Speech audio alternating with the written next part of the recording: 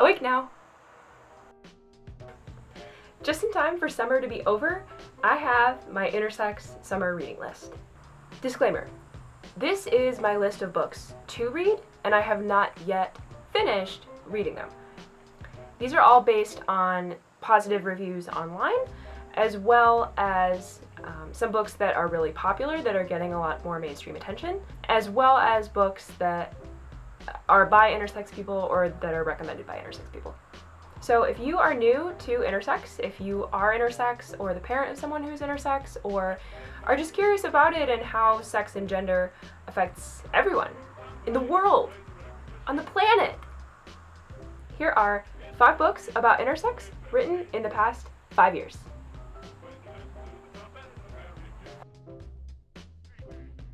The 5th book on this list is called Delusions of Gender: How Our Minds, Society, and Neurosexism Create Difference by Cordelia. This book isn't necessarily about intersex specifically, but it deals with sex differences, if there really are any, in the human brain. Cordelia does a lot of really thorough research into studies that claim there's some difference in male versus female brains, whether that be from hormones or just inherent nature. So this should be pretty interesting to find out, especially because when you're intersex, your hormones and your chromosomes don't necessarily line up with the rest of your body. So does this have an effect on your brain or the way you think? Think about that. The next book I have actually started reading, and I am pretty excited to read. It's called Galileo's Middle Finger: Heretics, Activists, and the Search for Justice in Science. Dreger is definitely controversial.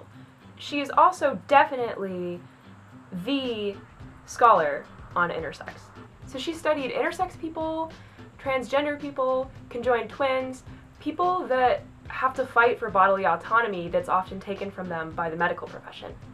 What happens if there's a scientific finding about sex or gender that activists and people that are fighting for understanding of those things don't like? This ties in with Cordelia Fine's first book, because if there truly is any connection or scientific theory explaining things like hormonal differences in the brains of the sexes, if there really is any truth that research can find, science and activists might disagree with each other.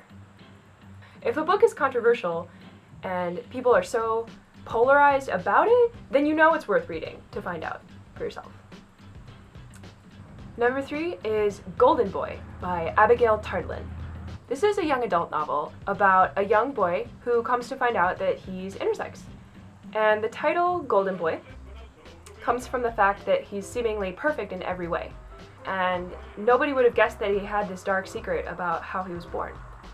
This is a really common setup that I see to intersex narratives, about having a perfect life, but then otherwise this intersex being this one dark secret. But I've heard really good things about how this book was handled and how it dealt with the character having a really supportive family. So I'm curious to see how a popular young adult book is dealing with intersex, especially because it's probably something that a lot of kids are going to read.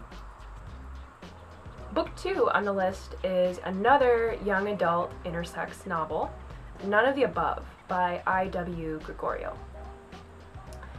Unlike Golden Boy, the protagonist of None of the Above is a girl who finds out that she has AIS, one of the most common intersex conditions, and she finds out when she tries to have heterosexual sex with her boyfriend, and she can't. And in this book, unlike Golden Boy, I have heard that the main character's network and her family aren't as supportive, and that this becomes sort of a secret that leaks out and hurts her at school, and she doesn't find really any support at first for coming to find out that she's intersex. This book is, I think, pretty popular, and so I expect that a lot of young adult audiences will be reading it.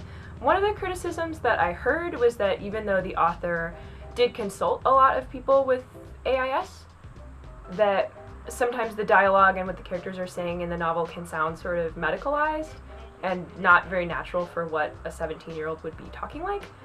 But I'll have to sort of find that out when I read it.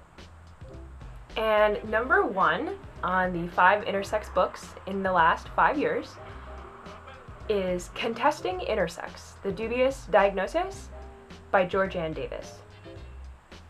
This one I'm definitely the most excited about because I have a signed edition. Contesting Intersex is really, really exciting because it's one of the only, I think, books that is written by an intersex person. Georgiann Davis has dedicated her career as a sociologist to researching intersex. In this book, Contesting Intersex, she talks mostly about the terminology. So DSD has become a word that's been used, which can mean disorders of sex development. And she talks about how even though this was a word created by intersex people, in a way it backfired because that gave medicine more power to control intersex bodies, because if something is a disorder, then it's something that you're justified in just fixing. This is the culmination of pretty much her entire academic career as both an intersex person and researcher. Georgiann has an amazing voice. She's really humorous, and that definitely carries over into her writing so far. I met Georgiann at my first intersex conference, and it was a really powerful experience to see someone so happy and so friendly and so personable and excited about making intersex accessible and transparent and finding new information about it. This book is probably so far the definitive analysis of intersex terminology and media and books, and it has a lot of really interesting interviews and stories, all by intersex people and for intersex people. So there you have it. Hopefully I'll see you soon, and in the meantime, I've got some intersex reading to do.